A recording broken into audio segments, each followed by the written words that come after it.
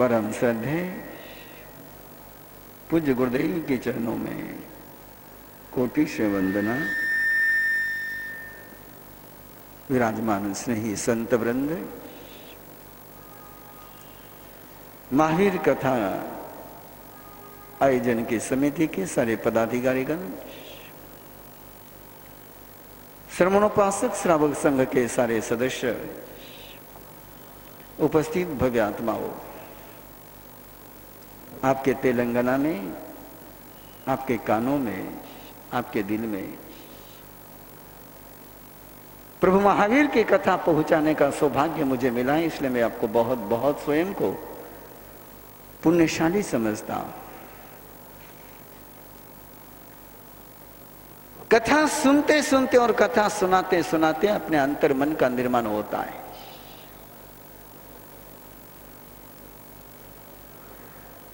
महावीर कथा को सुनने के पहले थोड़ा महावीर कथा को समझ ले हम लोग। क्या महावीर कथा है,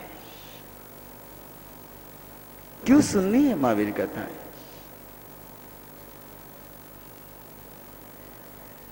मुझे यदि पूछे आज के हमारे सारे बदहाली का कोई कारण है, कदम कदम पर हमें जो संघर्ष करना पड़ता, हताशा झेलनी पड़ती है,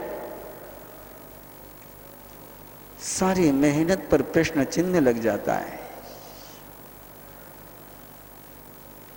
उसका एकमेव कारण है कि हमने प्रभु महावीर को नहीं सुना, प्रभु महावीर के साथ नहीं जुड़े। एक ऐसी कथा, एक ऐसा व्यक्तित्व, एक ऐसा चरित्र, एक ऐसा अस्तित्व कि जिसके साथ एक पल के लिए कोई जुड़ जाए, एक पल के लिए कोई जुड़ जाए, चंड कौशिक परमात्मा प्रभु महावीर के साथ चंद पलों के लिए जुड़ा है और उसका सारा भविष्य चेंज हो गया है।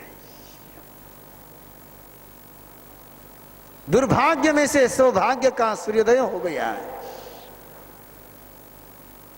अर्जुन माली जैसा हत्यारा प्रभु की शरण में आया है और इंद्रभूति गौतम के पहले सिद्ध बन गया है। जो जो जुड़ा प्रभु महावीर से वो महावीर बना है, जो न जुड़ा प्रभु महावीर से वो कायर रह गया है। डर लगता है, बहुत डर लगता है। हर व्यक्ति डरते ही जीता है। अपनों से भी डर लगता है, परायों से भी डर लगता है। और अभी तो एक नया डर शुरू हो गया है।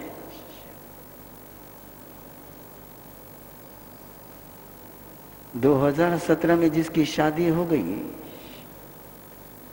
और जिसके साथ शादी हो गई वो पीहर चले गई तो वापस आएगी कि नहीं आएगी, उसका भी डर लगने लग गया है। डर की लिस्ट बढ़ती ही चली जा रही है। और ऐसे ही सारे डरावने साम्राज्य के बीच यदि कहीं तुम महावीर के साथ जुड़ जाओ तो महावीर बन जाओगे। यदि डट रहे हैं तो उसका एकमेव कारण है कि महावीर के साथ नहीं जुड़े, डरने वाले के साथ जुड़े, डराने वाले के साथ जुड़े। आप दो ही काम जानते हैं, एक डरना और एक डराना है। अपने से मजबूत आ जाए तो डरना और अपने से कमजोर आ जाए तो डराना है। ये दो ही काम जानते हैं, लेकिन हम उस महावीर को नहीं जानते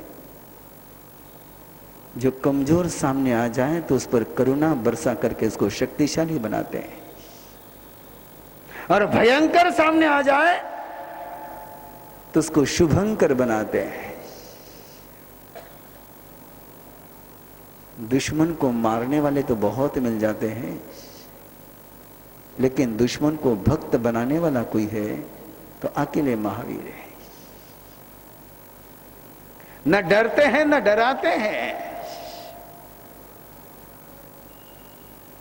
उनका तो मूलभूत सिद्धांत है कि डरना भी पाप है, डराना महापाप है। जब तक डर से मुक्त नहीं बनोगे तब तक धर्म के पास आ ही नहीं पाओगे। और यह अपनी जिंदगी का बहुत कड़वा सच है कि हम डरते डरते जीते हैं, मरते भी डरते डरते हैं।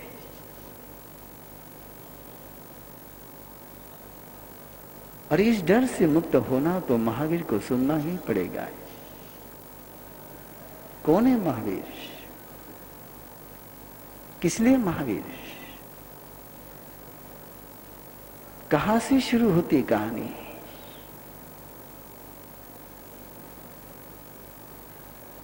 कहां से शुरू करूं मैं आपसे बात?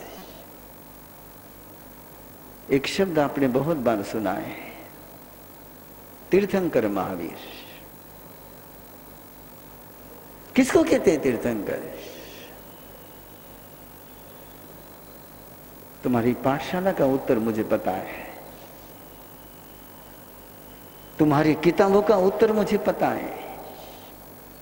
मैं उत्तर वो नहीं पूछ रहा हूं तुमसे, मैं तीर्थंकर का जीवंत मीनिंग तुमसे पूछ रहा हूं। कौन होता है तीर्थंकर? वो तो बहुत छोटा सा उत्तर है कि साधु साध्वी श्रावक श्राविका 4 तीर्थ की जो स्थापना करते वो तीर्थंकर होते। हो गया काम तुम्हारा पूरा? नहीं। तीर्थंकर वो होते हैं जो कोयले को सूरज बनाते हैं। तीर्थंकर वो होते हैं जो रावण को राम बनाते हैं। तीर्थंकर वो होते जो कंस को श्री कृष्ण बनाते हैं। तीर्थंकर वो होते हैं जो हत्यारे को सिद्ध बनाते हैं। कंस को मारना मुश्किल है लेकिन फिर भी मारा जा सकता है। महावीर का भरोसा मारने पर नहीं है, बदलने पर भरोसा है। हिंसा पर कहीं पर भरोसा नहीं है। मारने से समस्या का समाधान कभी नहीं होता है। जिस समय ओसामा बिन लादेन का खात्मा हुआ, उस समय दुनिया ने सोचा था कि आतंकवाद से अब राहत मिल जाएगी, लेकिन सयाने लोग उस समय भी कहते थे कि ओसामा बिन लादेन के जाने से आतंकवाद समाप्त नहीं होगा। शायद हो सकता है कि ओसामा बिन लादेन जाने के बाद आतंकवाद का और भयंकर चेहरा सामने आएगा, और आज वही हालत है। किसी को मारने से समस्या का समाधान कभी नहीं मिल सकता है। समस्या का समाधान यदि हो सकता है तो केवल उसको चेंज करने से हो सकता है। और आज ये सत्य है, दुनिया को बताने के लिए महावीर कथा की आवश्यकता है कि नहीं, संघर्ष नहीं तो केवल सहयोग। दुश्मन से भी सहयोग कर करके दुश्मन को दोस्त बनाया जाता है। लेकिन आज की अपनी हालत देखो तो उस हालतों में महावीर कथा कितनी जरूरी लगती है। जिस समय में बेटा भी बाप से लड़ता होगा तो दुश्मन से दोस्ती करने की बात तो सुनना बहुत मुश्किल हो जाएगा। और ऐसे समय में यदि महावीर कथा नहीं सुनी तो और कोई उजाले का रास्ता सामने नहीं है। इसलिए महावीर कथा है।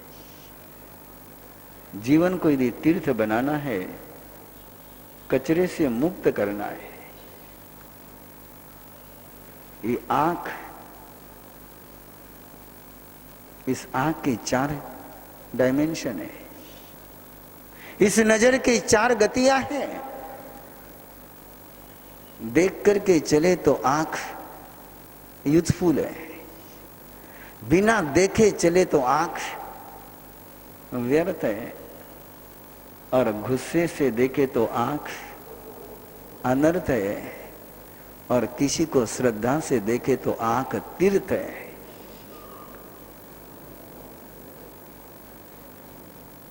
ऐसे ही मन है, ऐसी ही जुबान है, ऐसे ही कान है, ऐसे ही हाथ है, ऐसे ही पांव है। अपने हाथ को तीर्थ भी बना सकते हो, अपने हाथ को अनर्थ भी बना सकते हो, हाथ को व्यर्थ भी कर सकते हो और हाथ को यूजफुल भी कर सकते हो। महावीर केवल हाथ को तीर्थ बनाने पर भरोसा रखते हैं। उनका केवल एक बात पर विश्वास है कि कण कण तीर्थ होना चाहिए, हर पल में तीर्थ का अनुभव होना चाहिए। एक बच्चे को सिखाना हो, सुधारना हो तो बाप को पसीना छूट जाता है।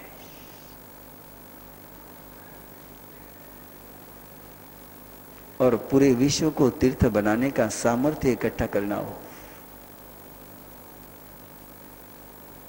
जो सुधरना नहीं चाहिए उसको सुधारना है।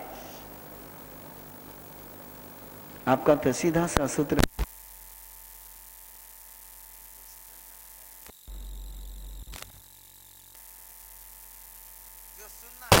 उसको हम सुना देंगे, जो खाना चाहेगा उसको हम खिला देंगे। अब वो खाना ही नहीं चाहे तो कैसे खिलाए, वो सुनना ही नहीं चाहे तो उसको कैसे सुनाए, सामने वाला सुधरने के लिए तैयार ही नहीं तो उसको कैसे सुधारे। लेकिन महावीर कहते हैं सामने वाला सुधरने को तैयार हो या नहीं हो, मैं उसको सुधार करके रहूंगा। सामने वाला चाहे बिगड़ना चाहे तो भी मैं उसको सुधारूंगा। एक पल के लिए सोचो, कथा तो आगे बढ़ेगी तब सारे राज खुलते ही जाएंगे। चंडकोशी सर्प डंक मारता है नहीं, नजर उठा करके किसी को देख लेता है तो मर जाता है आदमी। उसकी आंखों में जहर है। आपकी आंखों में क्या है? आपकी आंखों में क्या है? जवाब मत मुझे देना, लेकिन स्वयं को दे देना है। आपकी आंखें किसी की तरफ उठती है तो उसकी मुस्कान गायब होती है कि उसका रोना गायब होता है? वो चंडकोशिक तो आदमी को मारता था, हम किसी की मुस्कान को मार देते हैं। ऐसा चंडकोशिक। और जब परमात्मा महावीर उसके पास पहुंचे, उसने महावीर का स्वागत नहीं किया, उसने भगवान महावीर की प्रार्थना नहीं करी, उसने महावीर के चरण नहीं पकड़े। उसने तो महावीर के साथ भी वही किया जो सबके साथ करता था। सूरज की तरफ देखा और महावीर की तरफ देखा गुस्से से कि महावीर मर जाए, लेकिन महावीर के चेहरे पर सिकन नहीं आई। चंडकोशिक के लिए वो एक आश्चर्य था। दूसरी बार उसने प्रयास किया मारने का है, तीसरी बार प्रयास किया मारने का, डंक मारने का है। और डंक मारने वाले पर प्यार बरसाने वाले दुनिया में कोई है तो केवल एक तीर्थंकर महावीर है। और ऐसा प्यार, ऐसा प्यार, ऐसा प्यार कि जो सामने वाले को बदल करके रख दे। आज माँ बाप अपने बच्चों से प्यार करने से डरते हैं कि बच्चा कहीं बिगड़ न जाए।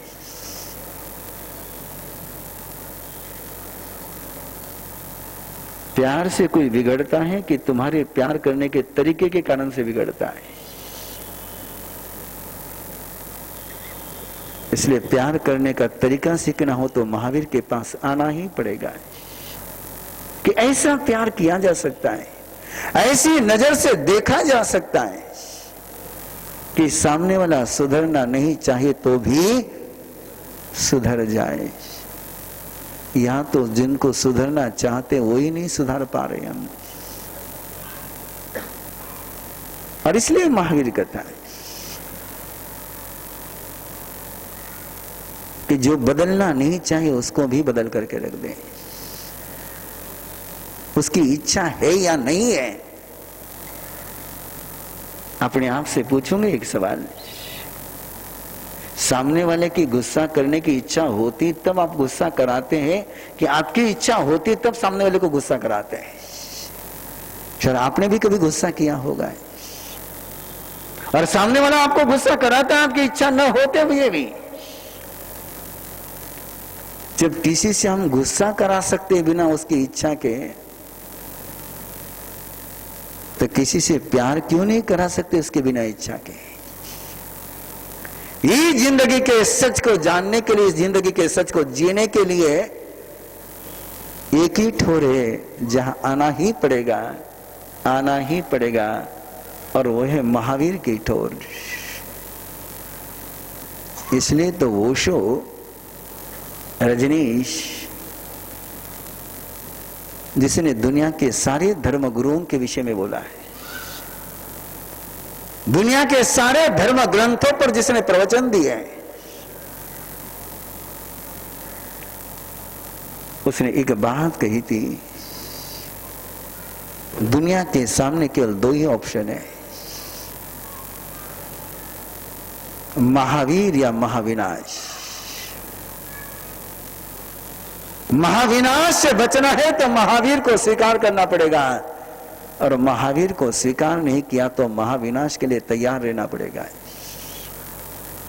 इसके बीच में कोई समझौते की बात ही नहीं आ सकती है। और जैसे जैसे ये सारी दुनिया महाविनाश की तरफ कदम बढ़ाती जा रही है, महावीर की आवश्यकता बढ़ती जा रही है। जैसी जैसी गर्मी बढ़ती जाती है वैसे वैसे एसी की रिक्वायरमेंट बढ़ती जाती है। ऐसा ही गणित है, ऐसा ही गणित है। और इसलिए महावीर कथा का आयोजन, और वहां से कहानी शुरू होगी। आपको थोड़ा लंबा चलना पड़ेगा। रामायण की कहानी रामनवमी से शुरू होती है। रामायण की कहानी रामनवमी से शुरू होती है। श्री कृष्ण की कहानी जन्माष्टमी से शुरू होती है, और भगवान महावीर की कहानी चैत सुद 13 को पूरी होती है, शुरू नहीं होती है। वो शुरू तो वहां से होती है कि जिसका पन्ना ही आपको पता नहीं। ऐसा समर्थ बनना, ऐसी नजर बनाना कि जिसकी तरफ नजर उड़ जाए वो बदल जाए। ऐसे हाथ बनाना कि जिसकी तरफ हाथ उड़ जाए वो निहाल हो जाए। ऐसी जुबान बनाना कि उस जुबान से फिसला हुआ शब्द किसी के कानों पर पहुंच जाए तो उसका सारा अहंकार का जहर अमृत में बदल जाए। एक संबोधन। इंद्रभूति गौतम परमात्मा महावीर के पास पहुंचे। रोम रोम में अहंकार का जहर था। महावीर से मिलने नहीं गए थे, महावीर से लड़ने गए थे। महावीर को चुनौती देने गए थे, और महावीर ने केवल एक छोटा सा शब्द बोला, इंद्रभूति सागयम, इंद्रभूति तेरा स्वागत है। और एक शब्द कानों पर पहुंचा और अंदर का सारा अहंकार समाप्त हो गया है। क्या आप नहीं चाहोगे कि आप किसी को पुकारो और उसके अंदर का जहर समाप्त हो जाए? और ऐसा अपनी जुबान में, ऐसे अपने कंठ में ताकत लगाने के लिए, और ऐसे शब्द हो सकते हैं कि एक शब्द बोलो और सामने वाला बिल्कुल चेंज हो जाए। और आपका तो अनुभव है, रोज का अनुभव है। एक शब्द हम बोलते हैं, सामने वाला शांत आदमी गुस्सा कर लेता है। एक ही लफ्ज ज्यादा बोलने की जरूरत नहीं है। रामकृष्ण परमहंस के पास एक तर्कशास्त्री पहुंचा और उसने कहा कि आप कहते कि परमात्मा का नाम लेने से कल्याण होता है, परमात्मा के नाम लेने से ये होता है, वो होता है, वो होता है। नाम में ऐसा क्या सामर्थ्य? बोले नाम लेने से क्या होना जाना है?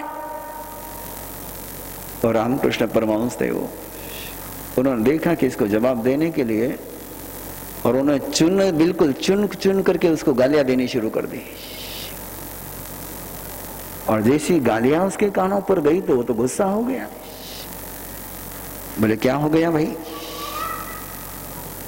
बोले आप मुझे गालियां दे रहे? बोले लगी तुझे? मेरे मूर्ख कहने से तू मूर्ख बना, मेरे गधा कहने से तू गधा बना, मेरे नालायक कहने से तू नालायक बना। बोले नहीं, लेकिन सुनने से मेरा मन तो गधा हो गया। बोले तो बोले जो गधा सुन करके तू गधे का अनुभव कर सकता है, तो राम का नाम सुन करके तू राम का अनुभव क्यों नहीं कर सकता है? लेकिन वो राम बोलने वाला कंठ भी वैसा होना चाहिए। और ऐसे कंठ बनाने की कथा ये राम महावीर कथा है, ऐसी नजर बनाने की कथा ये महावीर कथा है। ये शुरू बहुत दूर से होती है और महावीर तक पहुंचते पहुंचते आपको कितने दिन चलना पड़ेगा? 7 दिन चलना पड़ेगा। कितने दिन? 7 दिन। कितने दिन चलने की तैयारी है आपकी? 7 दिन चलने की तैयारी है। मैं कहा दिन कह रहा हूं, मैं तो केवल 7 दिन के 10.5 डेढ़ घंटा मांग रहा हूं। कहां 24 घंटे की बात कर रहा हूं। मुझे कोई कोल्हू का बेल थोड़ा बनाना है आपको कि दिन भर चलाता रहा हूं। केवल 1.5 घंटे की बात है। 1.5 घंटा भी नहीं, 1.25 घंटा। और 1.25 घंटे में तुम्हारा मन 1.25 शेर का पक्का हो जाएगा। महावीर की कथा सुनो और मन महावीर का न हो जाए तो उस कथा सुनने में मजा ही क्या है? पानी पियो और प्यास न बुझे तो पानी पीने में मजा ही क्या है?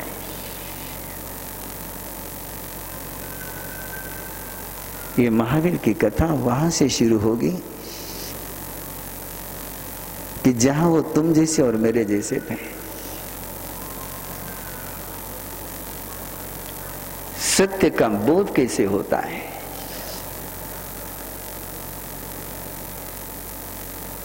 कब चलना यात्रा बनता है? तीर्थ यात्रा के लिए जाते हो ना?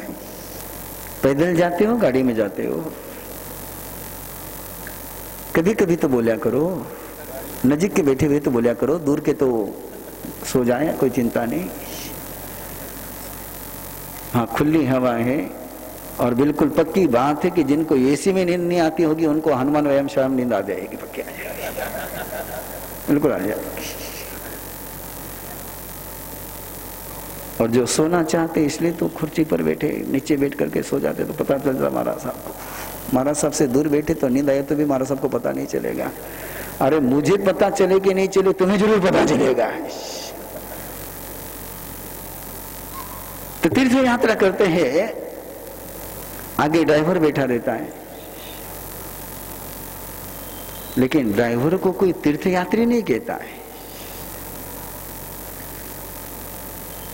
तीर्थयात्री तो केवल ड्राइवर जिनको लेकर के जाता है उन्हीं को कहते हैं। अंतर केवल इतना ही है, ड्राइवर प्रवासियों को पहुंचाने के लिए सीट पर बैठा है और पीछे बैठने वाले परमात्मा को मिलने के लिए चले, इसलिए उनकी यात्रा है और ड्राइवर की केवल ड्यूटी है।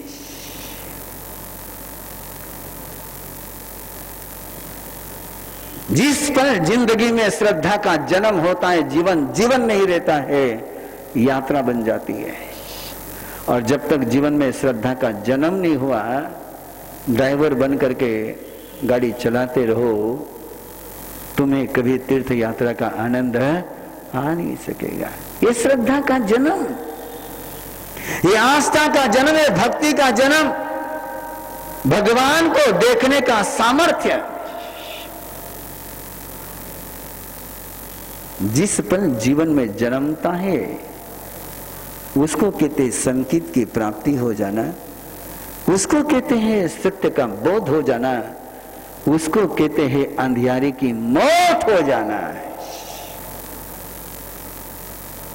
उसको कहते कि पाप अंतिम सांस लेने लग गया है। वो श्रद्धा का जन्म, श्रद्धा बखान सुन करके नहीं आती है, श्रद्धा गीत गा करके नहीं आती है।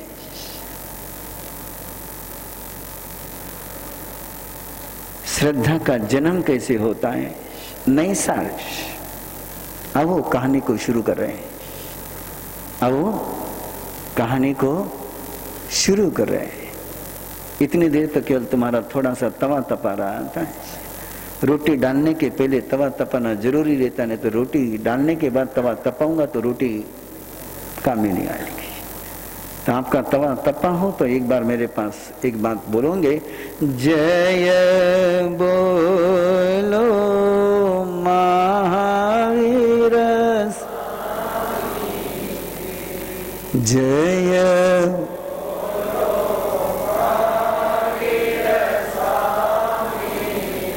नहीं सार नाम बराबर याद रखोगे? बोलो एक बार।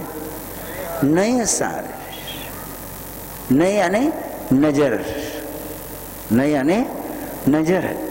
और जिसकी नजर में सार आ गया, जैसे दूध का सार मक्खन और घी होता है, वैसे जिसके जीवन में सार आ गया वो नए सार, बाकी सारा निस्सार। महावीर बनने की यात्रा तब शुरू होती है जब नजर में सार आ जाए। और नजर में सार आने का मीनिंग केवल एक है, ये आंख संसार को देखते देखते थक गई, ये आंख संसार को देखते देखते थक गई, ये धन्य हो न पाई, ये धन्य हो नहीं पाई। जिस समय इस नजर ने परमात्मा को देख लिया, नजर धन्य हो गई। जिस पल नजर में परमात्मा समा जाए, जिस पल नजर में परमात्मा समा जाए, वो पल एक कलाकार, नए सार एक कलाकार लकड़ी को तराशता है, लकड़ियों की सुंदर सुंदर मूर्तियां बनाता है। उसकी पत्नी का नाम शिवा है, उसकी पत्नी का नाम शिवा है, और नई सारा अच्छी कलाकृतियां बनाता है। एक बार राजा को रात में सपना आया, बड़ा गहरा सपना आया, मस्ती का सपना आया, बहुत सुंदर सपना आया। और सपने में उसने ऐसा एक कला का मंदिर देखा, ऐसी कलाकृतियां देखी कि सपना देख करके जब उठा तो उसको लगा कि यह सपना सच होना चाहिए। मेरे राज्य में भी जो मैंने सपने में देखा है वो लोगों ने दिन में देखना चाहिए। और राजा ने कलाकार संघ को बुलाया और अपना सपना बताना शुरू किया। जैसे मैंने श्रमणोपासक संघ को बुलाया और मेरा महावीर कथा का सपना कहना शुरू किया। सबसे पहले ऐसे मैंने मेरे महावीर कथा का सपना स्वरूप चंद सा कोठारी को बताया था कि मेरी महावीर कथा मुझे सिकंदराबाद हैदराबाद में करनी है, किसको काम सौंपूं? मैंने मेरा सपना था एक महावीर कथा सुनाने का, और मेरा सपना है।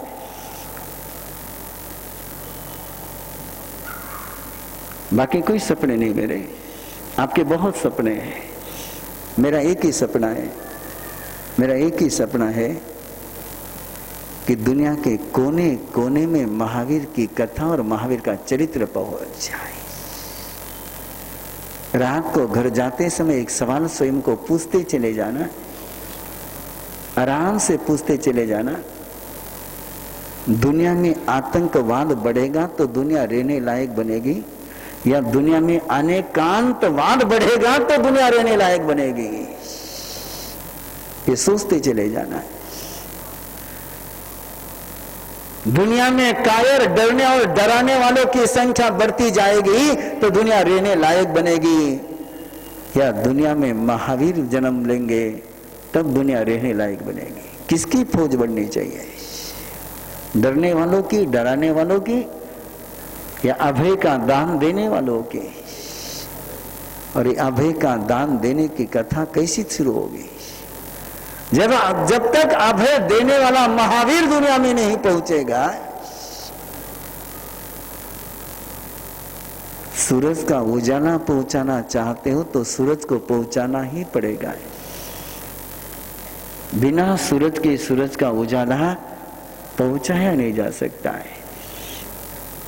महावीर के अनेकांत का उजाला, अहिंसा का उजाला, संयम का उजाला, करुणा का उजाला दुनिया में पहुंचाना हो तो महावीर को दुनिया में पहुंचाना ही पड़ेगा। और महावीर को पहुंचाने की जिम्मेदारी किसी पर है? अपने बाप का दुनिया को परिचय कराने की जिम्मेदारी किस पर है? पड़ोसी पर है या बेटे पर है? कभी कभी बोलिया करो, हमेशा मत बोलिया करो, कभी कभी बोलिया करो। तो आप किसके बेटे हो? पक्के? पक्के कि किसी संप्रदाय के बेटे हो? महावीर के बेटे हो कि संप्रदाय के बेटे हो? काश काश काश सारे जैन केवल महावीर के बेटे होते तो दुनिया कुछ और होती। दर्द तो केवल एक बात का है, महावीर के मुनिमों ने महावीर के साथ गद्दारी शुरू कर दी।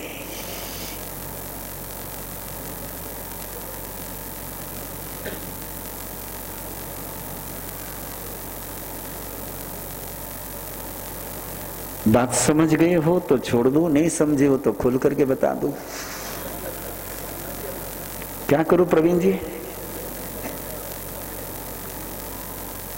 हाँ, खुल करके बता दो।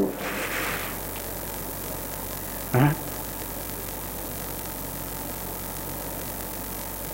ये जितनी तुम्हारे संप्रदाय की दुकानें लगी हुई है, ये सारी संप्रदाय के दुकान वाले महावीर के मुनि में। प्रवीण ऋषि हो कि और कोई हो, ये कौन है? महावीर का मुनिम है। और मुनिम ने प्रॉफिट किसको देना चाहिए? महावीर को देना चाहिए। और आज तुम्हारे सारे मुनिम प्रॉफिट तो अपने पास रख रहे हैं और मुद्दल महावीर से ले रहे हैं।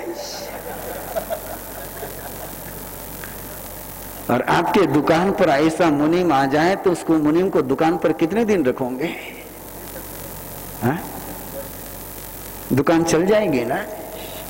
इसलिए महावीर की दुकान नहीं चल पा रही है कि महावीर को सारे बेईमान मुनिम मिल गए और बेईमान मुनिम को झेलने वाले तुम हो। तुम्हारे संरक्षण के कारण से बेईमान मुनिम पलते चले जा रहे हैं। तुम जिस दिन बेईमान मुनिम को कहोगे कि तुम मुनिम रहने के लायक नहीं हो, उसी दिन ईमानदार मुनिम तैयार हो जाएंगे। ऐसी ये कहानी बंधु। तो नहीं सार राजा को सपना आया कि मुझे ऐसा एक कला का मंदिर बनाना है और कलाकार संघ को बुलाया और अपना सपना सुनाने लग गया, अपना सपना सुनाने लग गया।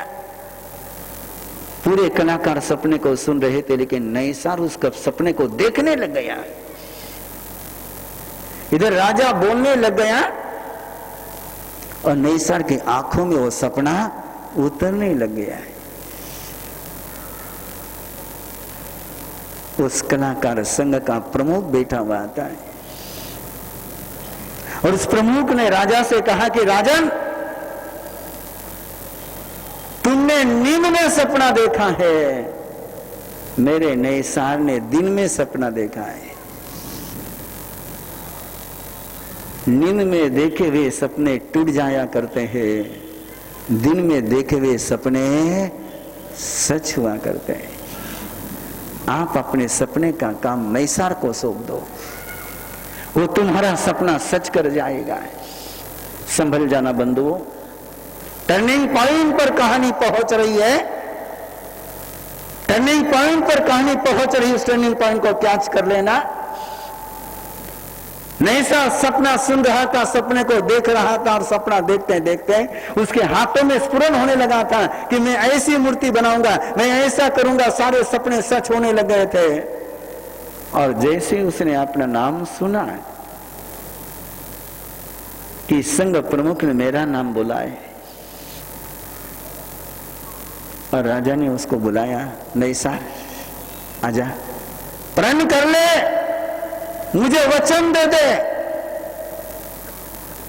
सारा राजकोष तेरा हो जाएगा, तू मेरे सपने को सच कर दे। नैसार उठा और छोटी सी गलती कर गया। नैसार उठा और छोटी सी गलती कर गया। अपने संघ प्रमुख को प्रणाम किए बिना राजा के पास पहुंच गया। टर्निंग पॉइंट पर कहानी का पॉइंट पकड़ लेना है। अपने संघ प्रमुख को प्रणाम किए बिना राजा के पास पहुंच गया।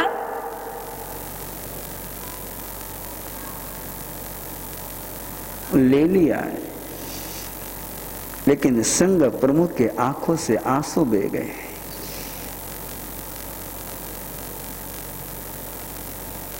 आंसू इसलिए नहीं बहे कि नैसार ने प्रणाम नहीं किया, आंसू इसलिए बह गए कि संघ प्रमुख जानता था इसके मन में अहंकार आ गया है, अब ये काम नहीं कर पाएगा।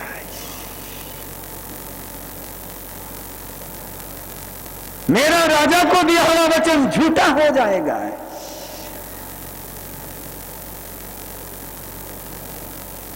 कलाकार के मन में जिस पर अहंकार आ जाता है, कला मर जाती है। इस छोटे से मंत्र को साथ में लेकर के जाना। महावीर का था, तुमको महावीर बनाने की कथा है। महावीर कथा ये वर्धमान की कथा नहीं, वर्धमान को सुनने के लिए कथा नहीं, तो तुम्हें महावीर बनाने के लिए कथा है। मुझे स्वयं को महावीर बनने के लिए कथा है। आचार्य भगवंत से आनंद ऋषि जी महाराज साहब एक बात कहते थे कि दीवार बांधने वाला दीवार के साथ ऊंचा उठता है और गड्ढा खोदने वाला गड्ढे के साथ नीचे जाता है। ये महावीर कथा की दीवार अपने अंदर बांधते चले जाओ तो इस कथा के साथ तुम भी महावीर के पास पहुंचोगे।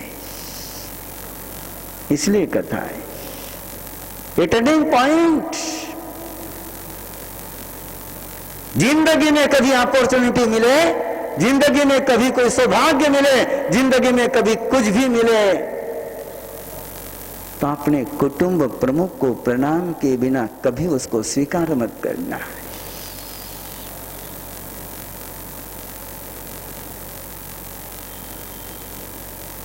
तुम उनको प्रणाम करो या न करो, उनके बड़प्पन पर कोई आंच आने वाले नहीं, लेकिन जिस पर तुम प्रणाम करना भूल जाते हो, अपने अंदर का सारा अमृत जहर बन जाता है। और जिस पल आप प्रणाम कर करके स्वीकार करते हो, अंदर का सारा जहर अमृत बन जाता है। और नैसार राजा का प्रण लेकर के, राजा का वचन लेकर के, राजा का सत्य सत्कार लेकर के किसी को मिला नहीं, वो किसी से बात नहीं करी उसने। इतने सारे उसके सहयोगी थे, इतने सारे दोस्त थे उसके, लेकिन किसी से बात नहीं करी। अहंकार दो काम एक साथ करता है। पहला काम करता है अपने अंदर में जहर का निर्माण करता है, और दूसरा काम होता है अपनों से तोड़ता है। दोस्त दोस्त नहीं रहते अहंकारी के, उसकी नजर में से दोस्तों की कदर समाप्त हो जाती है।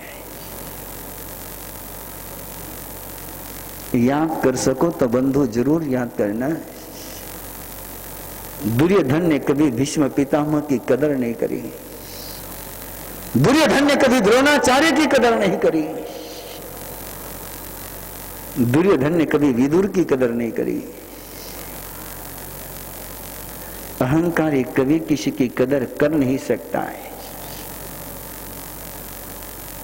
और ये रास्ता खुल जाता है, तुम किसी की कदर नहीं करोगे तो दूसरा भी तुम्हारी कदर करने वाला नहीं है।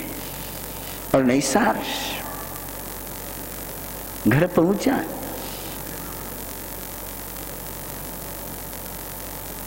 और शिवा ने नैसार को आते हुए देखा है।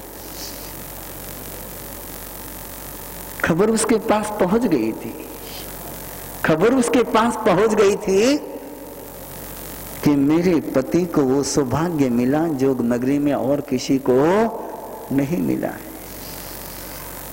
और उसने बधा करके लेने की तैयारी करी थी। जैसे आंगन में नैसार पहुंचा, उसने आरती उतारी, लेकिन आरती उतारते उतारते उसकी नजर नजर से मिली और थाल हाथ से छूट गया।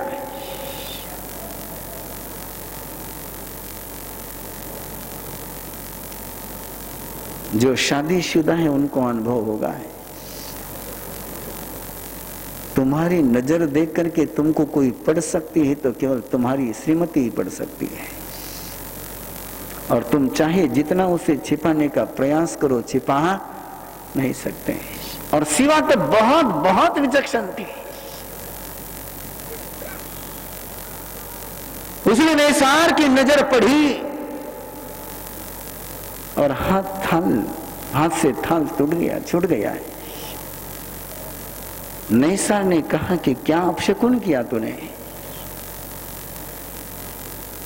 और शिवा ने कहा कि नाथ, मैंने किया नहीं, मुझसे हुआ है। किया तुमने? मैंने? बोले हाँ नाथ।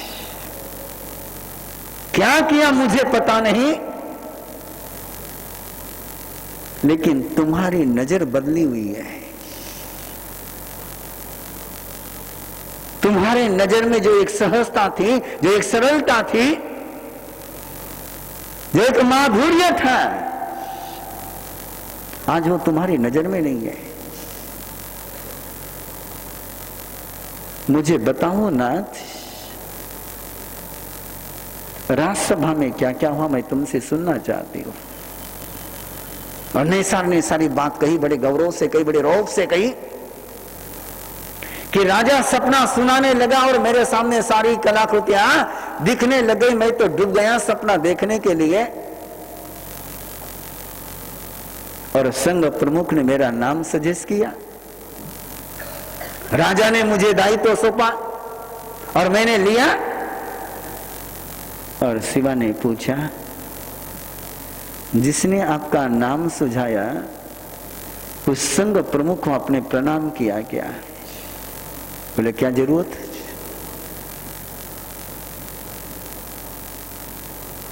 बोले नाथ, अपशकुन तुमने किया है, जिसने तुम्हें इतना बड़ा श्रेय दिया, इतना बड़ा सौभाग्य दिया, इतना बड़ा अवसर दिया, उसको तुम धन्यवाद नहीं दे सके। तुम धन्यता के पात्र नहीं रहे। धन्यवाद देने वाला ही धन्य का पात्र बनता है। जो धन्यवाद दे नहीं सकता वो धन्य हो नहीं सकता। मैं फिर एक बार आपसे कहूं कि ये तुम्हें महावीर बनाने की कथा है, और इसलिए तुम इसका एक एक पॉइंट पकड़ते जाओगे तो इस कथा के साथ चलते चलते तुम भी महावीर हो जाओगे। इसका लक्ष्य कोई उनको उनकी कथा सुनाने से उनको कोई फर्क नहीं पड़ना है, फर्क तुम्हें और मुझे पड़ना है। बोले नहीं, तुझे क्या समझता है? बोले, और ये तो सच्चाई है आज की जिंदगी की। श्रीमान जी सबकी सलाह मान सकते हैं।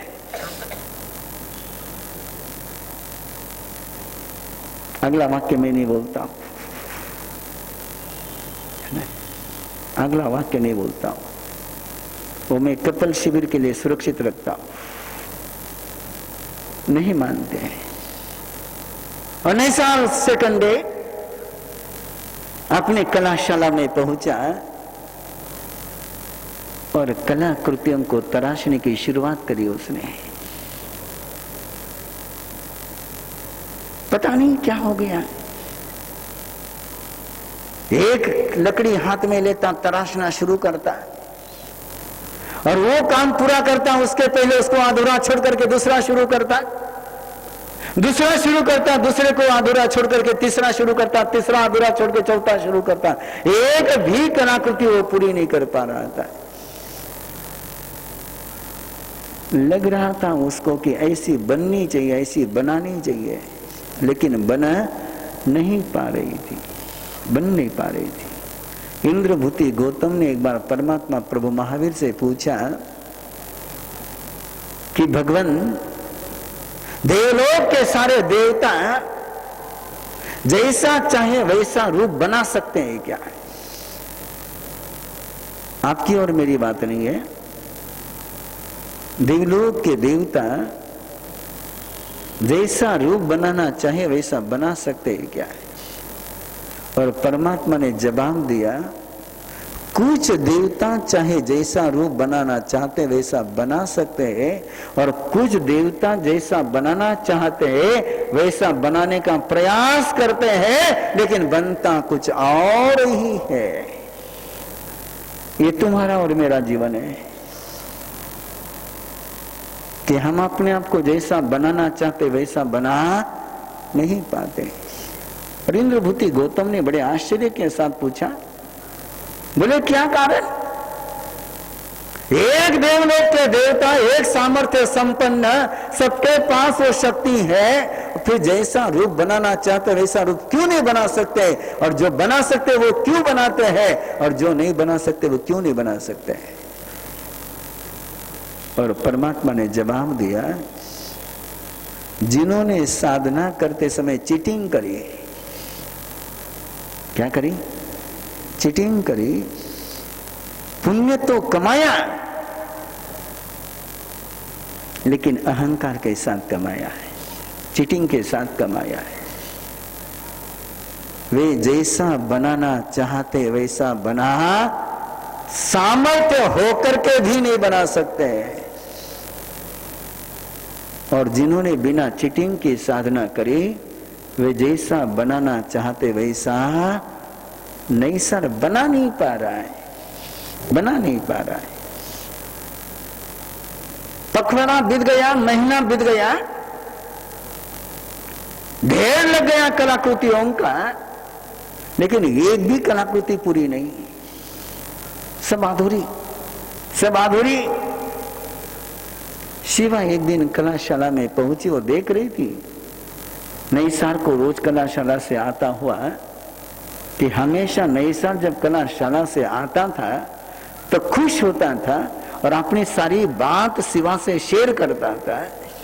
आजकल नई साल कलाशाला से आते हैं, खाते और सो जाता है। शिवा का माथा ठनका, कुछ तो भी गड़बड़ है चल रही है। और एक दिन वो कलाशाला में पहुंची और उसने देखा कि सारी कलाकृतियां अधूरी है, और उसने नए साल से कहा, एक काम करो ना, युगंधर को बुला लो ना, वो तुम्हें मदद करेगा। ये सारी अधूरी अधूरी अधूरी अधूरी पड़ी हुई है। बोले रेंदे, उसका नाम नहीं लेना मेरे पास।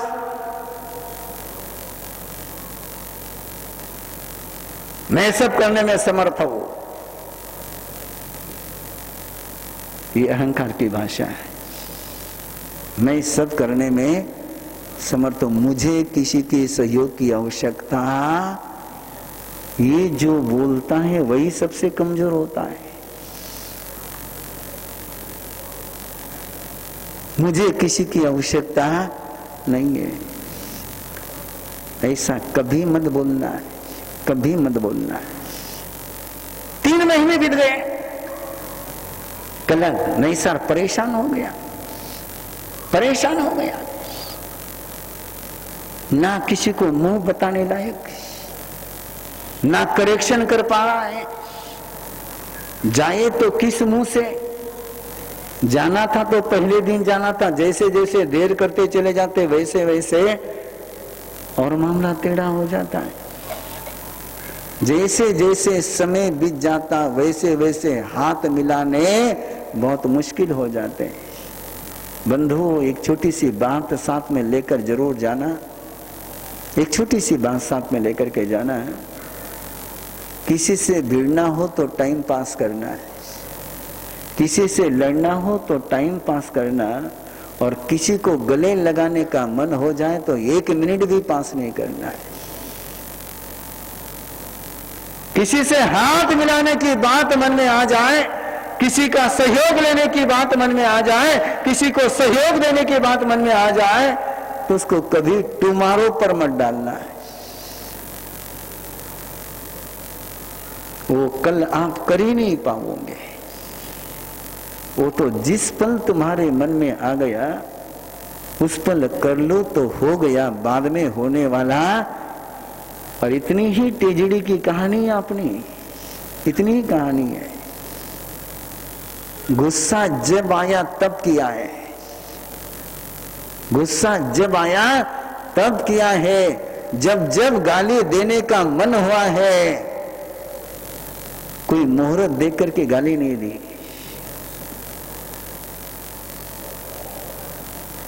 और जब जब भी कोई अच्छा काम करने का मन हुआ, जरा विचार करने देखो, विचार किस समय करना चाहिए था। गाली बिन विचारे देवो मत, और अच्छा काम करने के लिए कभी विचार करो मत। अपन उल्टा चल रहे थोड़े से, इसलिए आपको चेंज करने के लिए महावीर कथा है ना, थोड़ा सा चेंज कर दो।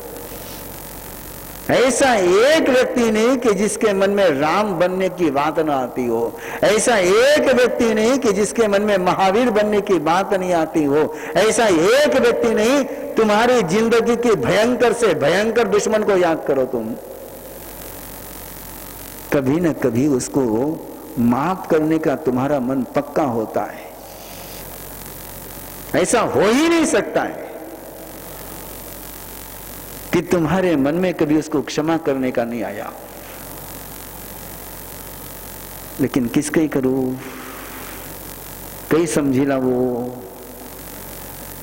दुनिया कई कीला मने, आखिर कमजोर निकलियो ना, आखिर आयो ना मारा कने।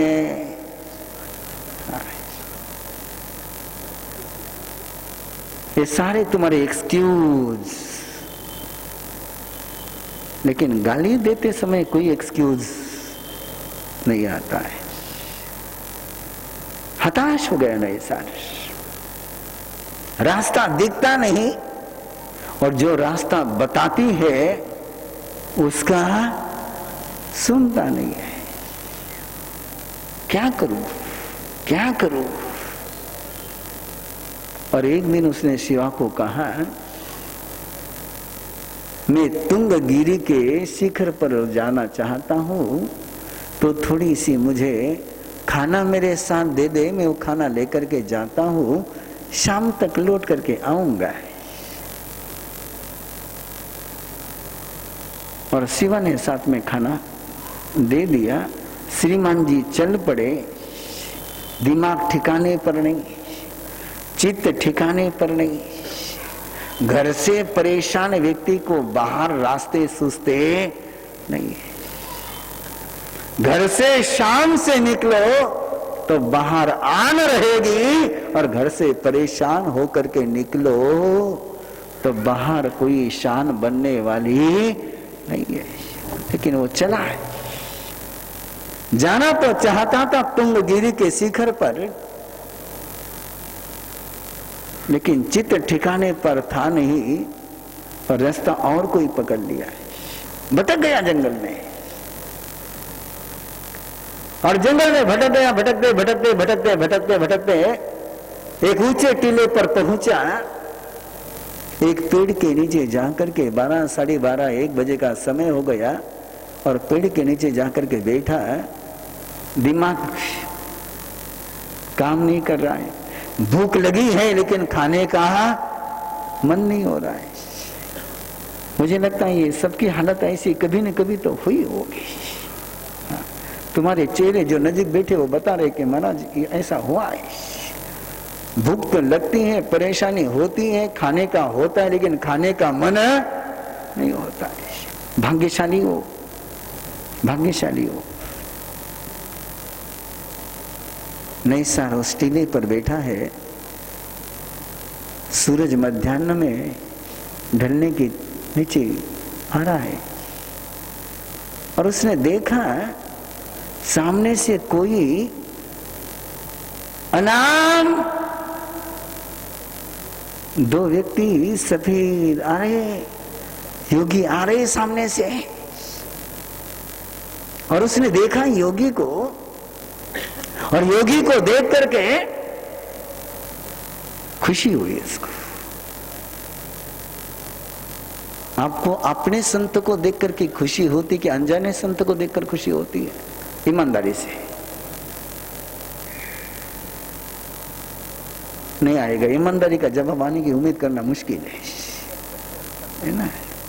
हमको तो केवल अपने संत को देख करके खुशी होती है, संत को देखकर खुशी नहीं होती है, अपने संत को देख करके खुशी होती है।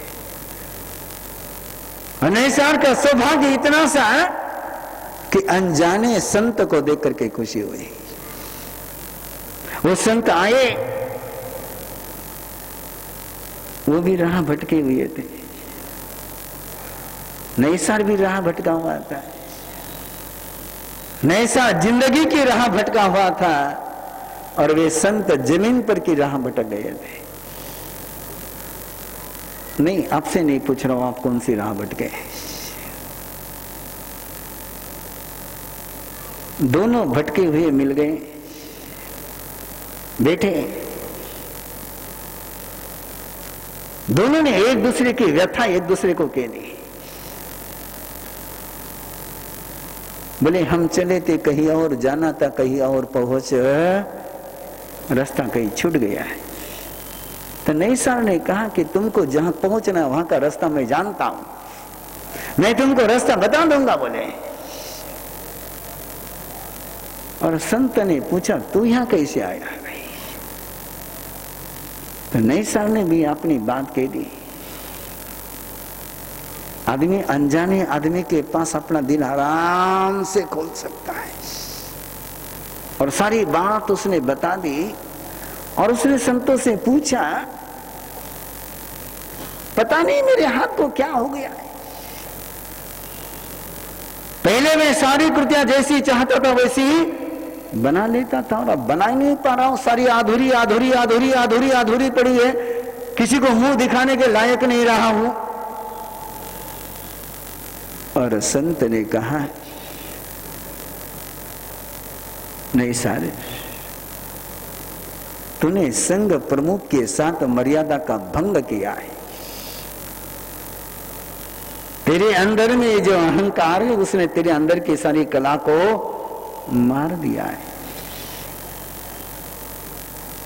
अहंकार स्वीकार नहीं कर पाता, लेकिन संत ने उसके मस्तक पर हाथ रखा है, सिर पर हाथ रखा है कि संत इस बात को जानते थे अहंकारी कभी कानों से बात को मानता नहीं है।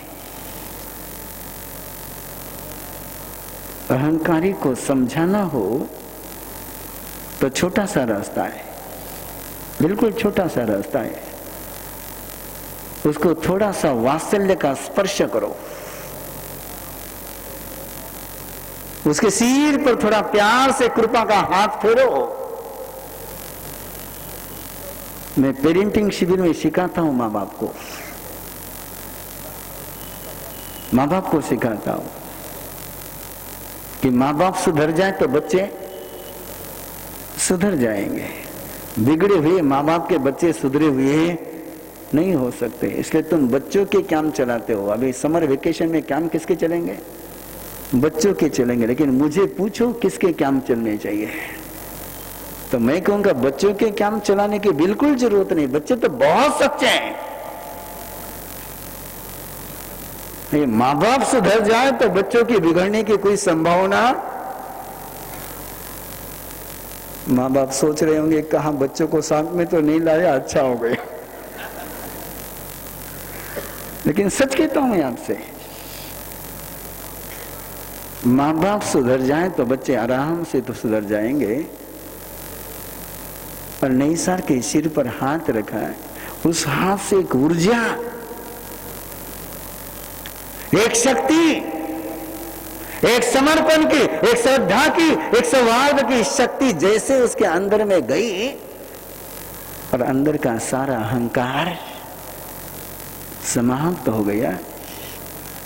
नई सार को पता ही नहीं चला कि उसने कब संतों के चरणों पर मत्था रखा है। और चरणों पर मत्था रख करके उसने संतों से कहा कि मैं जाकर के युगंधर को प्रणाम करूंगा। और संतों ने कहा जिस पल तू उनको प्रणाम करेगा उस दिन तेरा सारा काम बन जाएगा। और अब नई सार को भूख लगी, अब उसका खाने का मन हुआ है। और खाने का मन हुआ तो उसने संतों को कहा कि प्रभु आप भी बहुत दूर से आए हो, आपने भी कुछ लिया नहीं है, मेरे प्रभु मुझे थोड़ा आहार का। संतों ने नहीं, नई सार को कौन नजर आ रहे हैं? प्रभु। जो किसी को समर्थ बनाए वो प्रभु, और जिसको प्रभु नजर आते हैं वो आहार दान नहीं करता है। मंदिर में आप आहार दान करते हो कि नैवेद्य चढ़ाते हो? क्या करना चाहिए जिंदगी में? नैवेद्य चढ़ाना चाहिए। और जिस दिन तुम्हें चढ़ाने की कला सीख जाओगे तुम्हारी प्रभु से मुलाकात हो जाएगी। जब तक तुम सामने वाले को जरूरतमंद समझ करके देते हो तब तक तुम जरूरतमंद से ही मिलते रहोगे और जरूरतमंद बन करके ही जीवोगे। जिस पल तुम्हें सामने वाला भगवान नजर आएगा तुम भी भगवान बन जाओगे। और महावीर के चरित्रकार कहते हैं जैसे ही नए सार ने प्रभु को आहार चढ़ाया उनको संकीत की प्राप्ति हो गई। अनादिकाल का मिथ्यात्व का पाप समाप्त हो गया, अंधियारा समाप्त हो गया, अंदर का पाप का चक्र टूट गया, धर्म का चक्र शुरू हो गया। 10 बज गई, बाकी बात कल।